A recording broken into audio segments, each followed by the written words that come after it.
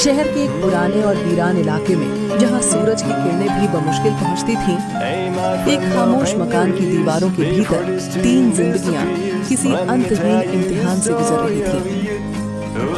ये कहानी थी सुमित्रा की, जो कभी एक प्रतिष्ठित कलाकार हुआ करती थी, लेकिन किस्मत के चक्रव्यूह ने उसे और उसकी बेटी सुरभि को तन्हाई और तंगहाली के अंधेरे में धकेल दिया था। साथ में थी उसकी बुजुर्ग माँ, जिनकी नम आंखें हर बीतते दिन के साथ और गहरी होती जा रही थी। चंद बरस पहले एक सुनियोजित साजिश और शहर के सबसे रसूखदार शख्स विक्रम वर्मन के षड्यंत्र ने सुमित्रा के पति की दुनिया हमेशा के लिए छीन ली थी। उसी दिन से सुमित्रा का जीवन एक अदृश्य जंग बन चुका था, जहां हर सुबह एक नई चुनौती लेकर आती थी।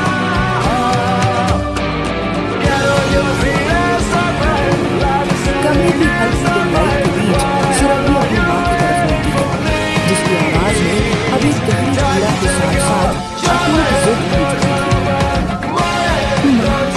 अब इन परछाइयों से कैसे लड़ती रहोगी? मेरे हाथ पैर भी थकने लगे हैं। इस घर का सारा बोझ और इस खामोशी का सन्नाटा अब तुम्हारे अकेले कंधों पर नहीं टिक सकता। मुझे भी इस दलदल में उतरना होगा।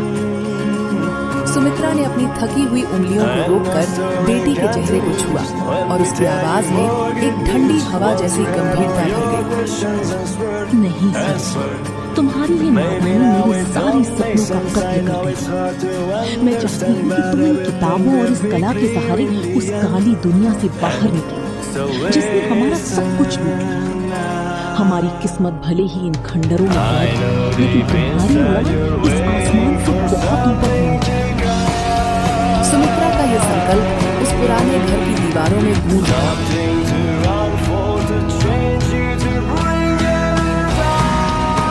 कुछ ही देर बाद वो शहर के उस हिस्से में पहुंचती है जहां अमीर लोगों की कोठियां थी। वहां की 2 औरतें, जो हमेशा दूसरों के जख्मों पर नमक छिड़कने में माहिर थीं, अरे जरा इस सुमित्रा को देखो, महफिलों की शान हुआ करती है, और आज देखो इन गलियों की धूल छान रही है।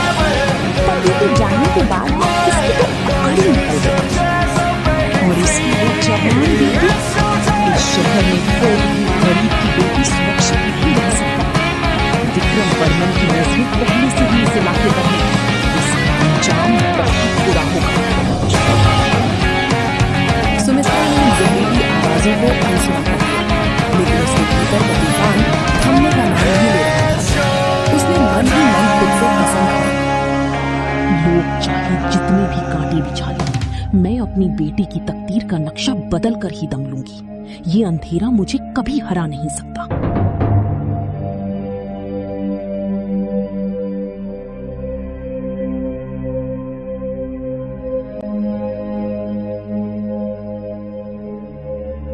शाम ढलते ही जब सुमित्रा थकी हारी घर लौटी, तो सुरभि रसोई में किसी गहरी उधेड़बुन में डूबी थी।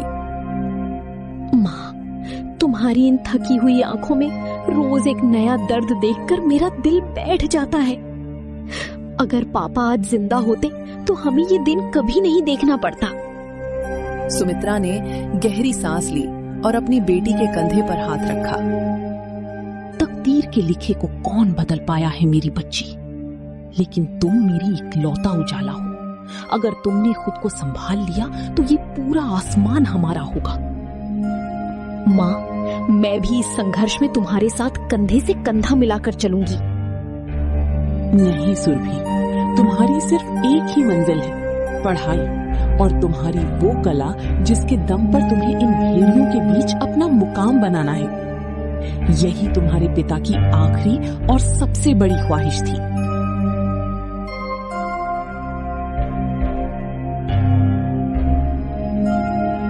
रात के सन्नाटे में सब सो गए।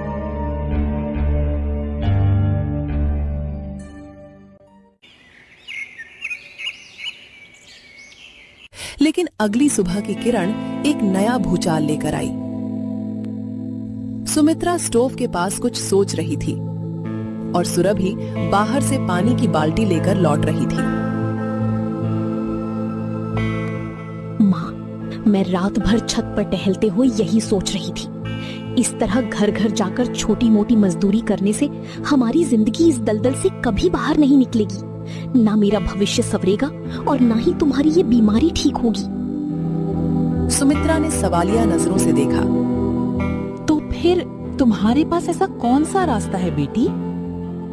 माँ, हमें इस शहर के मुख्य चौराहे पर एक फूड स्टॉल शुरू करना चाहिए। हमारे हाथ के बने हुए स्नैक्स और पारंपरिक पकवान इस शहर के लोग चाव से खाएंगे। धीरे धीरे यही काम हमारी सबसे बड़ी ताकत बन जाएगा। सुमित्रा की आंखों में एक पल के लिए उम्मीद चमकी, लेकिन फिर हकीकत का एहसास हुआ।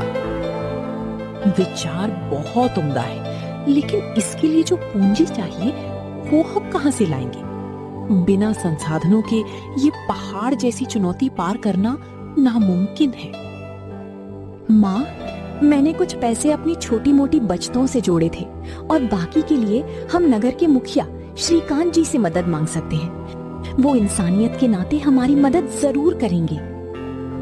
ठीक है बेटी, अगर यही तुम्हारी जिद है तो आज ही मैं श्रीकांत जी के पास जाऊंगी।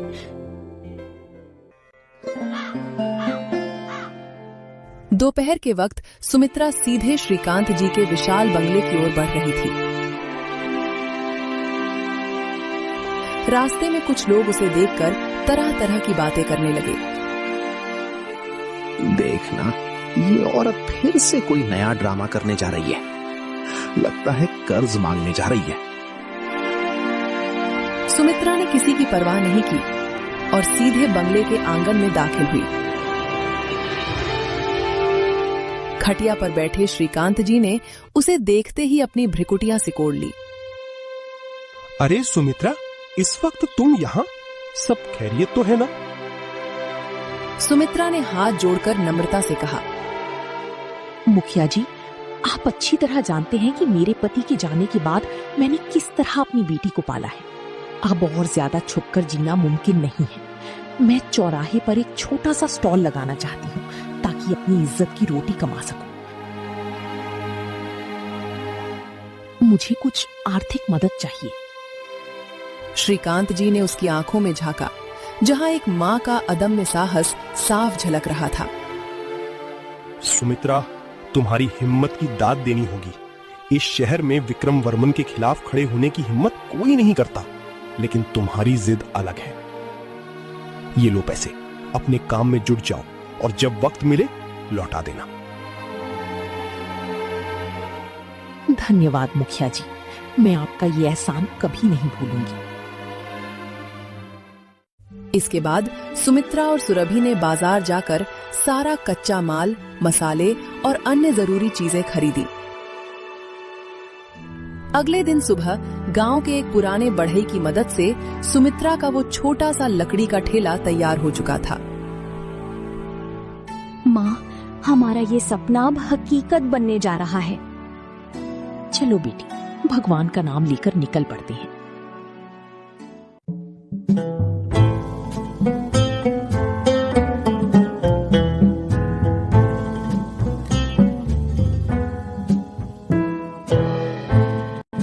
चौराहे पर पहुंचते ही उन्होंने अपना ठेला सजाया। धीरे धीरे वहां लोगों की भीड़ जुटने लगी। जब लोगों ने उनके हाथ के बने तीखे और लजीज स्नैक्स चखे तो वे तारीफ किए बिना नहीं रह सके। वाह वाह वाह, ऐसा स्वाद पूरे शहर में कहीं नहीं मिलता। मजा आ गया। सुमित्रा के चेहरे पर सुकून की एक हल्की सी मुस्कान आई। आप सबका प्यार ही मेरी असली पूंजी है। लेकिन ये खुशी ज्यादा देर टिक नहीं पाई। तभी भीड़ को चीरते हुए शहर का सबसे बड़ा खूंखार माफिया और दबंग विक्रम वर्मन अपने 2 खूंखार आदमियों के साथ वहां आ धमका। उसकी बड़ी बड़ी मूछें और आंखों में क्रूरता साफ झलक रही थी। अरे ओ सुमित्रा, लगता है तू भूल गई कि इस इलाके में बिना मेरी इजाजत के सांस लेना भी मना है, और तूने यहाँ अपनी दुकान सजा ली। सुमित्रा का दिल दहल उठा, लेकिन उसने खुद को संभाला। सेठ जी, हम गरीब लोग हैं, बस अपनी बेटी का पेट पालने के लिए 2 वक्त की रोटी कमा रहे हैं। हम पर रहम कीजिए। विक्रम ठहाका मारकर हंसा। रहम? अगर मैंने यहाँ तुम्हें छूट दे दी तो कल से हर कोई अपनी मनमानी करने लगेगा। सीधी सी बात सुन, अगर यहाँ दुकान चलानी है तो हर महीने 50,000 रुपए रंगदारी देनी होगी, वरना कल से तेरा ये ठेला इस शहर में नजर नहीं आना चाहिए। 50,000? सेठ जी, हम तो बमुश्किल ही दिन भर में 2 वक्त का जुगाड़ कर पाते हैं।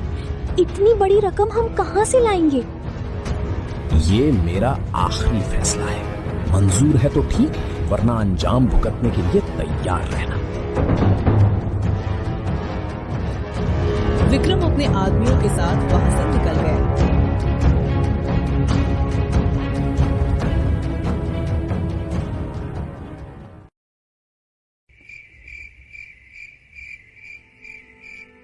रात के वक्त जब वे घर लौटी तो उनके चेहरों पर गहरी मायूसी छा गई थी। बूढ़ी माँ चूल्हे के पास बैठी थी।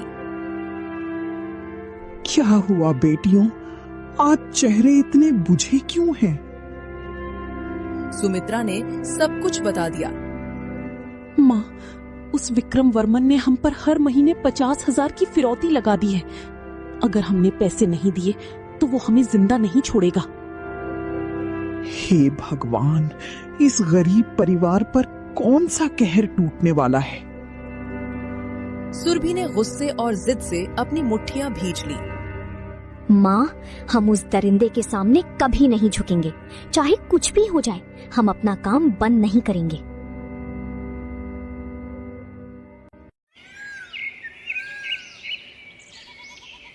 अगले दिन सुमित्रा और सुरभि फिर से उसी जगह पर अपना ठेला लेकर पहुंच गईं। जैसे ही लोग उनके पास आने लगे, विक्रम वर्मन अपने आदमियों के साथ फिर वहां आ पहुंचा। उसका गुस्सा 7वें आसमान पर था। मैंने तुझे कल क्या समझाया था सावित्री? लगता है तेरी मौत तुझे यहीं खींच रही है। सेठ जी, हम अपनी मेहनत की खा रहे हैं, किसी का हक नहीं मार रहे। बकवास बंद कर। अगर आज पैसे नहीं दिए तो इस ठेले को इस सड़क पर ऐसा रौंदूंगा कि दोबारा कोई खड़ा होने की हिम्मत नहीं करेगा।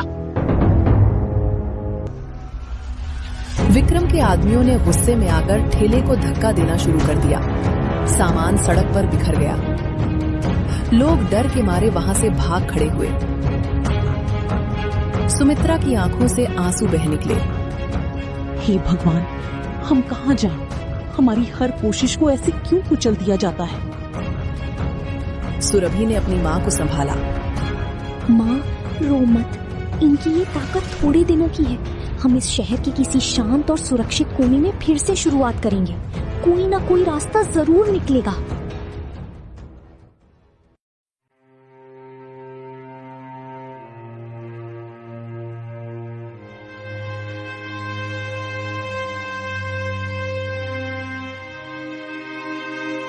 चलते चलते वे शहर के एक सुनसान और शांत चौराहे पर पहुंची, जहां पुलिस और प्रशासन की पहुंच थोड़ी कम थी, लेकिन मेहनतकश लोग गुजरते थे। माँ, यही सही जगह है। यही हम अपना नया आशियाना और काम शुरू करेंगे। कुछ ही दिनों में उनकी मेहनत रंग लाने लगी। उनके बनाए समोसे और चाट की खुशबू दूर दूर तक फैलने लगी। तभी एक दिन शहर के सबसे बड़े होटल का मालिक अपनी चमचमाती कार रोककर उनके ठेले के पास आया। अरे बहन, आज हमारे यहाँ अचानक मेहमान आ गए हैं और हमारे शेफ की तबीयत खराब है। तुम्हारे हाथ के वो 50 स्पेशल समोसे पैक कर दो। जी साहब, अभी गर्मा गर्म तैयार करती हूँ। होटल मालिक ने जब वो समोसे चखे तो वो दंग रह गया। अरे वाह, ऐसा लजीज स्वाद तो 5 स्टार होटल के शेफ भी नहीं दे सकते। आज से मेरे होटल का सारा स्नैक्स ऑर्डर यहीं से जाएगा। इस कामयाबी के बाद सुमित्रा की जिंदगी में एक नया मोड़ आया। उनकी आमदनी बढ़ने लगी और सुरभि ने भी अपनी पढ़ाई में पूरी जान लगा दी। लेकिन विक्रम वर्मन की ईर्ष्या और नफरत अभी खत्म नहीं हुई थी। एक रात जब पूरा शहर सो रहा था, विक्रम के आदमियों ने चुपचाप आकर उनके नए ठेले को पूरी तरह तोड़ फोड़ कर तहस नहस कर दिया।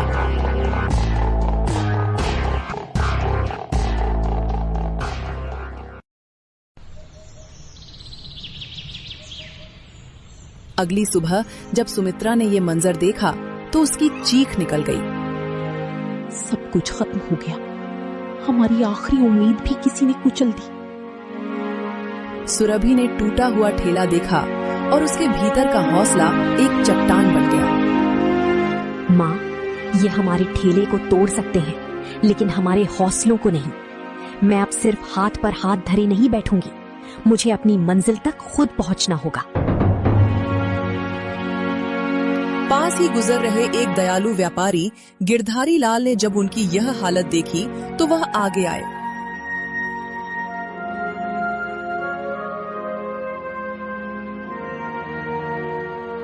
बेटी, तुम क्यों फिक्र करती हो? चौराहे के पास मेरी एक खाली पड़ी दुकान है, तुम बिना किसी किराए के वहां अपना काम शुरू करो। जब तक मैं जिंदा हूं तुम्हें कोई नुकसान नहीं पहुंचा सकता। धन्यवाद काका, आपका ये एहसान हम कभी नहीं भूलेंगे। सुमित्रा और सुरभि की आंखों में कृतज्ञता के आंसू आ गए। कुछ ही हफ्तों में उन्होंने उस पक्की दुकान से अपना कारोबार फिर खड़ा कर दिया। समय बीतता गया। सुरभि ने दिन रात एक करके राज्य स्तर की सिविल सेवा और पुलिस परीक्षा की तैयारी की। एक दिन परीक्षा का परिणाम आने वाला था। पूरा घर सांस रोके बैठा था। तभी गली में एक सरकारी पुलिस की गाड़ी आकर रुकी।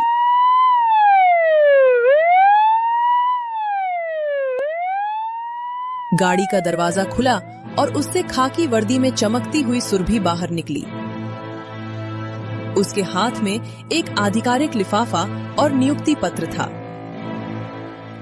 माँ, दादी, देखो, मैं इस शहर की नई डीएसपी बन गई हूँ। तुम्हारे उस हर एक आंसू और संघर्ष का कर्ज मैंने आज चुका दिया है। सुमित्रा अपनी बेटी को गले लगाकर फफक पड़ी। बूढ़ी माँ की आंखों से खुशी के आंसुओं की बाढ़ आ गई। भगवान ने हमारी सुन ली बेटी। तेरी इस जीत ने आज उन तमाम दरिंदों की बोलती बंद कर दी है। पूरा गांव जश्न में डूब गया।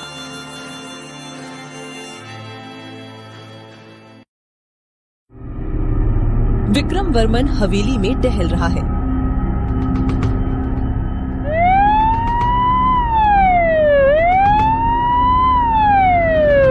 तभी अचानक आती है और सुरभि पुलिस फोर्स के साथ उसकी हवेली को घेर लेती है। विक्रम वर्मन, तुम्हारे जुल्म और रंगदारी का राज अब खत्म हो चुका है।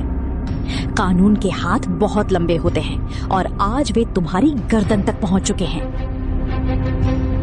तू भूल रही है लड़की, इस शहर पर मेरा राज है। पैसों के दम पर कानून को मैं अपनी जेब में रखता हूँ। वो पुराना समय था विक्रम, ये नया दौर है जहाँ वर्दी की ताकत तुम्हारे इस अवैध साम्राज्य को मिट्टी में मिला देगी।